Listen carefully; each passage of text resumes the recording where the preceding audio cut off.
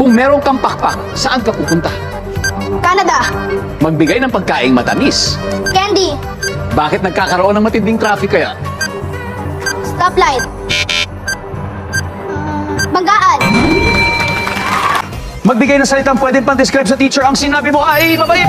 Ang sabi ng survey ay top answer! Anong hayop ang hindi mo hahawakan? Sabi mo, tigre.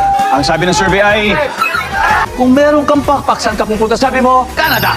Ang sabi ng survey ay magbigay ng pagkain matamis. Sabi mo, ano kaya yan? Sabi ng survey ay top answer! One more to go. 43 points. Bakit nagkakaroon daw ng matinding traffic? Tingnan natin kung tama ba ang banggaan at ilang puntos ang ibibigay sa 43 ang kailangan natin. Let's go!